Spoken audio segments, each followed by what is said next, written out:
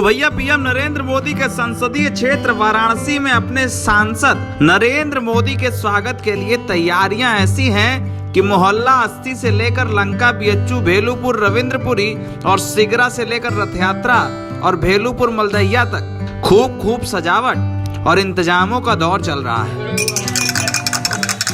ये तस्वीरें काशी की सबसे लोकतांत्रिक संसद कही जाने वाली पप्पू की अड़ी पर है, जहां पर मोदी स्पेशल चाय की डिमांड ऐसी है कि लोगों का तांता लगा है। जिस पप्पू की अड़ी पर खुद नरेंद्र मोदी चाय पीने पहुंचे हों, जिस पप्पू की अड़ी ने वाराणसी में लोक संवाद का सिद्धांत और लोकतंत्र का सारा अध्याय लिखा हो, उस पप्पू की अड़ी पर प्रधानमंत्री के स्वागत के लिए मोदी स्पेशल चाय बेची जा रही है। ये वही जगह है जहां पर खुद पीएम नरेंद्र मोदी अपने काफिले से उतरकर चाय पी चुके हैं। ये वही जगह है जहां पर मोहल्ला 80 वाला साहित्य लिखा गया।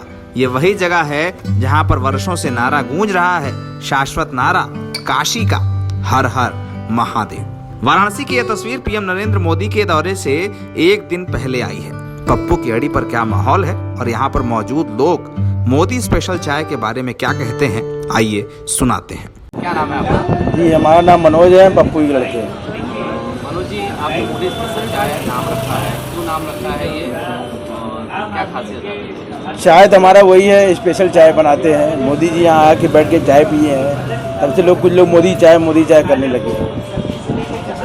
तो मोदी चाय है, तो इस चाय में जो बनारस में जो विकास हो रहा है, आपसे जो प्रेम की जो बात है, मोदी जी इस चाय की अड़ी में बैठ भी गए हैं, उसका भी स्वाद मिलता है। मोदी जी का व्यवहार, यहाँ पर आए थे, क्या उन्होंने बोला था, क्या यादगार वो पल था?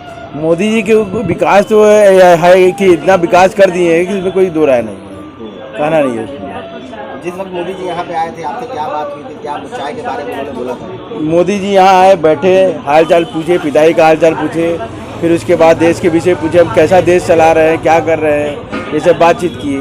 फिर उसके बाद बोले कि मनोज हमको चाय पिलाइए। आप बैठ करके 3 चाय पिए हैं। वो कौन वाला चाय उन्होंने 2 दूध की पिए थे, 1 नींबू वाली चाय यहाँ खड़ा होकर पिए थे। चाय के बारे में क्या कहा था, तारीफ किया था? चाय की तारीफ की, तभी तो उनको 3 चाय पिए हैं।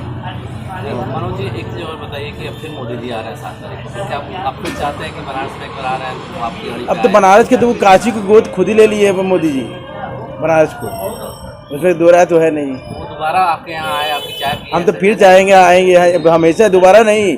मोदी जी काशी जब आवे तब हमारे यहाँ आके चाय पिए। मोदी जी देश में अच्छा काम कर रहे हैं, विकास हो रहा है, लोकप्रिय हैं देश में, बच्चा उनको चाहता है।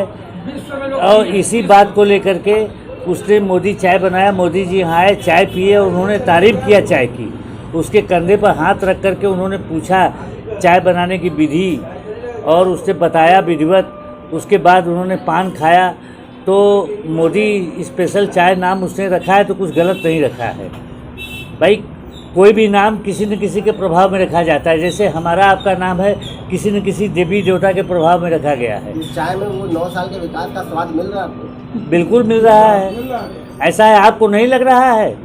इतना कहते हैं सदन में बोलने नहीं दिया जाता, अब बैठ के 1000 गाली दे चुके अब तक। अब कहेंगे लोकतंत्र खतरे में है, और जो चाहे वो कर रहे हैं, जो चाहे वो खा रहे हैं, जो चाहे वो पी रहे हैं, लोकतंत्र खतरे में है।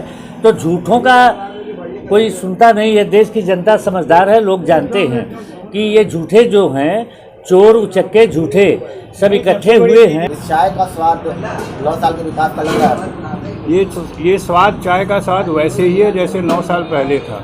इस चाय के स्वाद में कोई परिवर्तन नहीं हुआ, यही इसकी खासियत है। और यही मोदी जी ने पसंद किया और यही बोल कर गए भी कि इसमें बदलने मत देना। तो इस चाय से इस शहर के विकास का कोई लेना देना नहीं है, पहली बात। दूसरा, जो विकास की बात आप कर रहे हैं, तो विकास देखिए आजकल बड़ा इंडिविजुअल हो गया है। आप आगे नहीं बढ़ पाए हैं तो कोई विकास नहीं हुआ है, दुनिया भर की गाली बकेंगे। मैं आगे बढ़ा हूँ तो मैं कहता हूँ कि विकास है।